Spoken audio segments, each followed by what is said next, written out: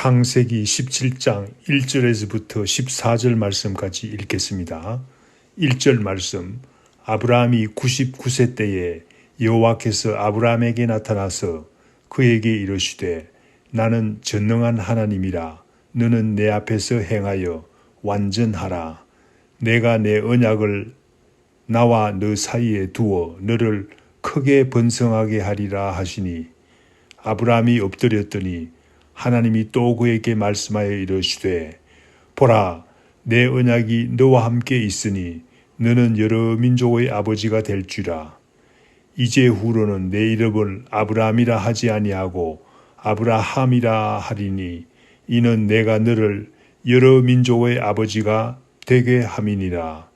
내가 너로 심히 번성하게 하리니 내가 내게서 민족들이 나게 하며 왕들이 내게로부터 나오리라. 내가 내 언약을 나와 너 및 내 대대 후손 사이에 세워서 영원한 언약을 삼고 너와 내 후손의 하나님이 되리라. 내가 너와 내 후손에게 내가 거류하는 이 땅 곧 가나안 온 땅을 주어 영원한 기업이 되게 하고 나는 그들의 하나님이 되리라. 하나님이 또 아브라함에게 이르시되 그런즉 너는 내 언약을 지키고 내 후손도 대대로 지키라. 너희 중 남자는 다 할례를 받으라. 이것이 나와 너희와 너희 후손 사이에 지킬 내 언약이니라. 너희는 포피를 베어라. 이것이 나와 너희 사이의 언약의 표징이니라. 너희의 대대로 모든 남자는 집에서 난 자나 또는 너희 자손이 아니라 이방 사람에게서 돈으로 산 자를 막론하고 난지 8일 만에 할례를 받을 것이라. 너희 집에서 난 자든지 너희 돈으로 산 자든지 할례를 받아야 하리니 이는 내 언약이 너희 살에 있어 영원한 언약이 되려니와. 할례를 받지 아니한 남자 곧 그 포피를 베지 아니한 자는 백성 중에서 끊어지리니 그가 내 언약을 배반하였음이니라. 아멘. 오늘 본문 말씀 1절에 아브라함이 99세에 여호와께서 아브라함에게 나타나셨다고 했습니다. 아브라함이 99세라는 말은 어떤 의미가 있습니까? 아브라함이 99세라는 말은 아내의 나이가 89세라는 말입니다. 두 부부가 같이 나이가 많아서 세상적으로 생산적인 일을 하기에는 너무나 나이가 많다는 말입니다. 세상 사람들이 나이가 많아서 이제는 아무 일도 할 수 없다고 포기한 사람들을 하나님께서 찾아오셨습니다. 나타나셨습니다. 무엇을 하기 위해서, 새로운 일을 하기 위해서 하나님께서 나타나셨습니다. 하나님께서 말씀하셨습니다. 나는 전능한 하나님이라. 너는 내 앞에서 행하여 완전하라 라고 하셨습니다. 전능하니라 라고 번역한 히브리어는 엘사다이라는 말인데 강한 자 또는 멸망시키는 자라고 번역할 수 있습니다. 전능한이라고 번역하는 것이 가장 무난합니다. 다시 말하면 모든 일을 하실 수 있는 하나님, 대적이 없으시니까 못하실 일이 없으신 하나님이라는 말입니다. 하나님께서는 나이가 99세라는 사실, 89세라는 사실은 아무 문제가 되지 않는다는 말입니다. 적수가 되지 못한다는 말입니다. 이러한 분이 바로 전능하신 하나님이시라는 말입니다. 그러한 전능한 하나님께서 나타나셔서 너는 내 앞에서 행하여 완전하라 라고 명령하십니다. 하나님 앞에 완전하라 라는 말은 어떤 의미가 있습니까? 우리 사람이 하나님 앞에서 결코 완전하게 행할 수 없죠. 그러나 그 의미는 하나님 말씀에 순종하라는 말입니다. 전능하신 하나님께서 모든 일을 하실 수 있다는 믿음을 가지고 그 말씀을 순종하라는 말입니다. 하나님께서 이제 말씀하시는데 잘 듣고 그 말씀이 이루어질 것을 믿고 순종하라는 말입니다. 본문 말씀 2절에서 8절 말씀에는 전능하신 하나님께서 언약하시는 내용이 나옵니다. 먼저 2절에서부터 6절 말씀에 하나님께서 세 가지 약속을 하십니다. 2절에서부터 4절 말씀에서는 하나님께서 아브라함을 크게 번성하게 하여 여러 민족의 아버지가 되게 하겠다고 약속하십니다. 5절 말씀에서는 내 이름을 아브라함이라고 고치라고 하시면서 너를 여러 민족의 아버지가 되게 하므로 내 이름을 크게 하겠다고 하십니다. 이제부터는 이름을 아브라함이라고 고치라고 말합니다. 아브라함이라는 말은 열국의 아비라는 말입니다. 아브라함이라는 말도 좋은 말이죠. 아브라함이라는 말은 나의 아버지는 고상하다는 의미가 있습니다. 하나님께서는 열국의 아비라는 의미를 가진 아브라함이라는 말로 이름을 고치라고 말합니다. 6절 말씀에서는 왕들이 내게로부터 나올 것이라고 합니다. 왕들이 나온다는 말은 너와 너의 후손들이 복받은 사람이 될 뿐만 아니라 너와 너의 후손들을 통해서 다른 사람들에게 복받게 하시겠다는 말이 아닙니까? 복받은 사람이 왕이 될 때 모든 백성들이 복을 받게 되는 거 아니겠습니까? 그래서 하나님께서는 사람들에게 너를 통해서 복을 주시겠다는 말입니다. 그런데 하나님께서 오늘 말씀하시는 이 세 가지 약속이 처음이 아니지요. 창세기 12장 1절에서부터 2절 말씀에 벌써 하나님께서 약속을 하셨지요. 창세기 12장 1절에서부터 2절 말씀 한번 찾아서 읽겠습니다. 너는 너의 고향과 친척과 아버지 집을 떠나 내게 보여줄 땅으로 가라. 내가 너로 큰 민족을 이루고 내게 복을 주어 내 이름을 창대하게 하리니 너는 복이 될지라 라고 하셨습니다. 이 말씀에도 세 가지 약속이 들어 있습니다. 먼저 큰 민족을 이루겠다고 약속하십니다. 두 번째, 내 이름을 창대하게 하겠다고 하십니다. 세 번째, 너 자신이 복이 될 것이라는 약속입니다. 오늘 본문 말씀에 나오는 세 가지 복과 같은 복입니다. 그런데 오늘 본문 말씀에 보면 7절에서부터 8절 말씀에 보면 12장에 없는 한 가지 약속이 더 추가됩니다. 내가 거류하는 이 가나안 온 땅을 너의 후손에게 주어서 영원한 기업이 되게 하시겠다는 말입니다. 아브라함이 현재 거류하고 있는 이 땅은 임시로 살고 있는 곳입니다. 아브라함이 한 치도 소유한 적이 없는 임시로 거류하고 있다는 말입니다. 살고 있다는 말입니다. 그런데 아브라함이 현재 임시로 거주하고 있는 이 온 가나안 땅을 기업으로 주시겠다는 말입니다. 이 말씀이 과연 이루어질 수 있을까 하는 의문이 아브라함에게 일어났을 줄 믿습니다.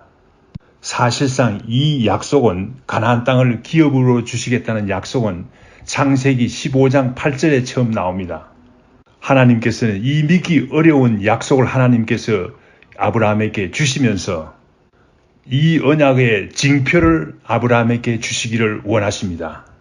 언약의 징표로 할례를 행하라고 분명히 밝히고 있습니다. 아브라함과 그 자손들에게 하나님께서 주시는 이 네 가지 약속들을 잊지 말고 항상 생각하도록 언약을 세우기를 원했습니다. 그 언약의 표징이 바로 할례입니다.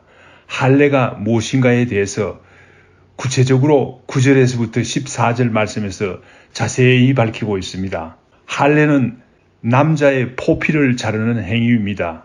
하나님의 약속의 언약의 표징이 되는 할례를 아브라함의 가정의 모든 남자에게 행하기를 요구하고 있습니다. 그럴 뿐만 아니라 자손 대대로 행할 것을 명령합니다. 그래서 할례를 행한 것을 볼 때마다 하나님께서 약속하신 네 가지 언약을 늘 잊지 말라는 것입니다. 모든 남자가 할례를 받되 난지 8일 만에 행하고 이방인이라도 아브라함의 가정에 사는 모든 남자, 돈으로 산 종이라도 남자는 다 할례를 받아야 된다고 강조하고 있는 것입니다.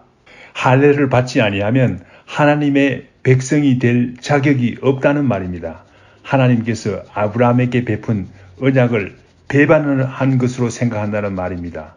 이러한 상황을 생각할 때 세상적으로 보면 유대인들이 할례를 자랑할 만하기도 하지요.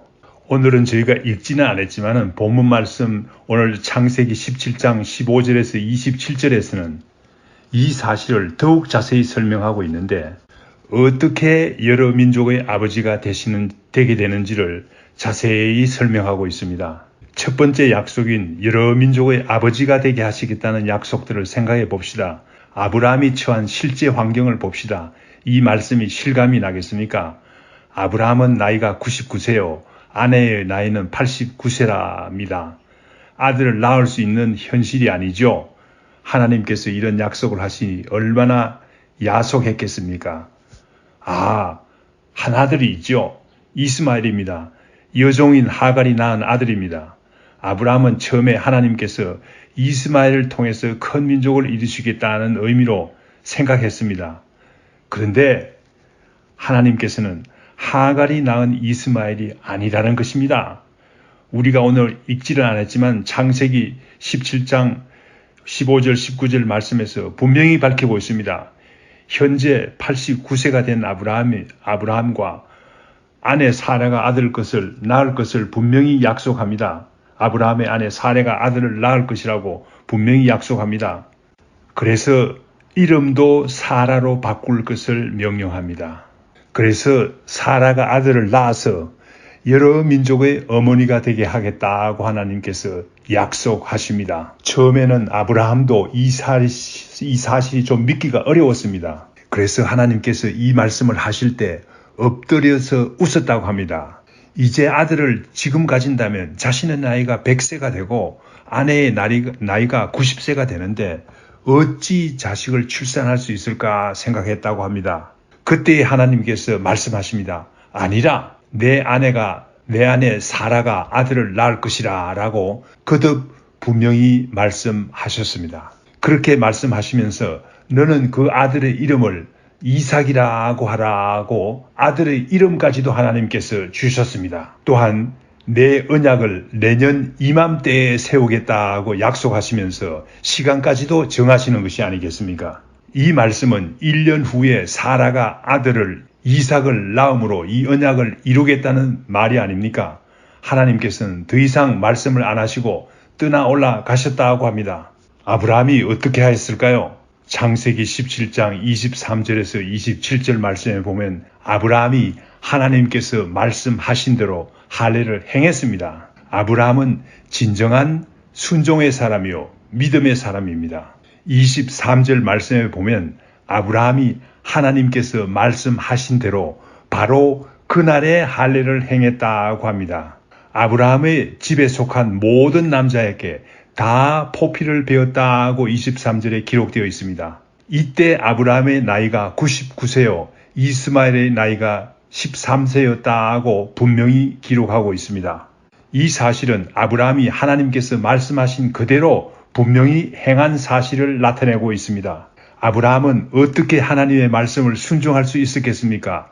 이 모든 일들이 이루어지기에 인간적으로 불가능하게 보이지만 전능하신 하나님께서 이 모든 것을 하실 수 있다고 믿었기 때문입니다. 그러므로 너는 내 앞에서 행하여 완전하라라는 하나님의 말씀을 순종하여 할례를 행할 수가 있었습니다. 우리 앞에는 성경을 통해서 주시는 수많은 하나님의 약속들이 우리 앞에 있습니다. 하나님의 말씀을 순종할 때 이 모든 약속들이 다 이루어지는 것입니다. 왜냐하면 약속을 주시는 분은 전능하신 하나님이시기 때문입니다. 못하실 일이 없으신 하나님이시요 적수가 없는 하나님이시기 때문입니다. 전능하신 하나님이시기 때문입니다. 그러면 전능하신 하나님과 아브라함 사이에 맺어진 언약은 정말 오늘날 다 이루어졌을까요? 그렇습니다. 다 이루어졌습니다. 한번 살펴보겠습니다. 첫째로 내가 너로 큰 민족을 이루고 라고 하신 말씀을 생각해 봅시다.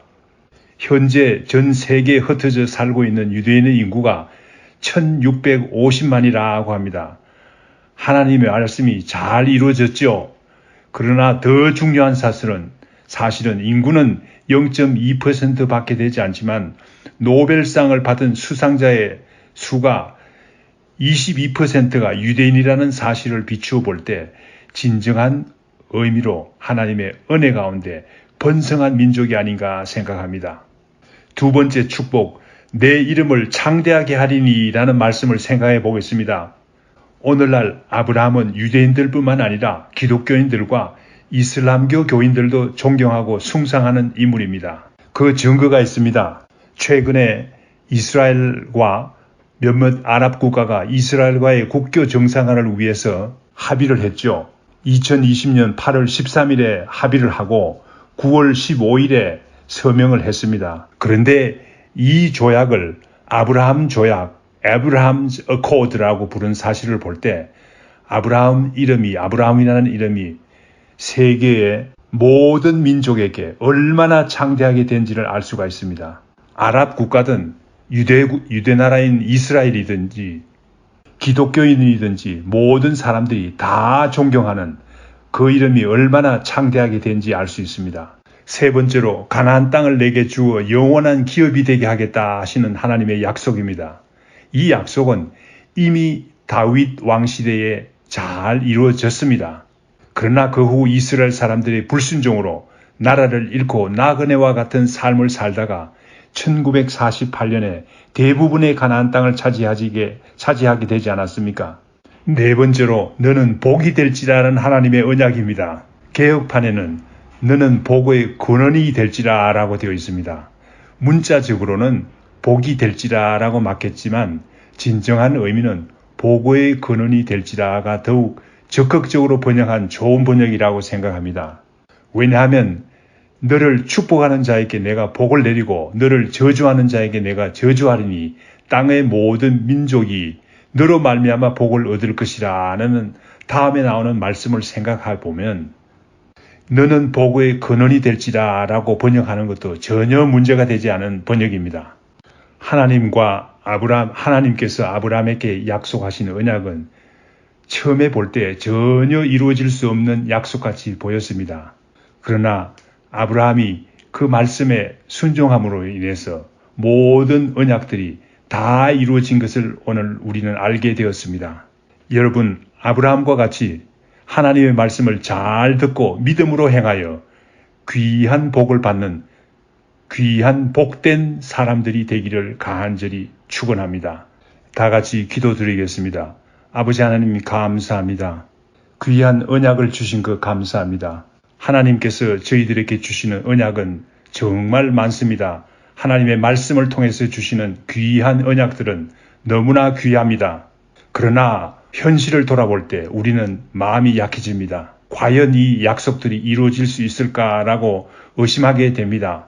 그러나 오늘 아브라함은 하나님의 말씀 앞에서 순종함으로 나아갔습니다. 그래서 그 귀한 언약들을 다 이루어져 받는 귀한 사람이 되었습니다. 복받은 사람이 되었습니다. 우리도 같은 전능하신 하나님의 복을 받는 귀한 사람들이 되게 인도하여 주시옵기를 간절히 빌고 원하옵나이다. 이 모든 말씀 예수님 이름으로 기도드립니다. 아멘. 하늘에 계신 우리 아버지여, 이름이 거룩히 여김을 받으시오며 나라의 임하옵시며 뜻이 하늘에서 이룬 것 같이 땅에서도 이루어지이다. 오늘날 우리에게 일용할 양식을 주옵시고 우리가 우리에게 죄 지은 자를 사하여 준 것 같이 우리 죄를 사하여 주옵시고 우리를 시험에 들게 하지 마옵시고 다만 악에서 구하옵소서. 대개 나라와 권세와 영광이 아버지께 영원히 싸움나이다. 아멘.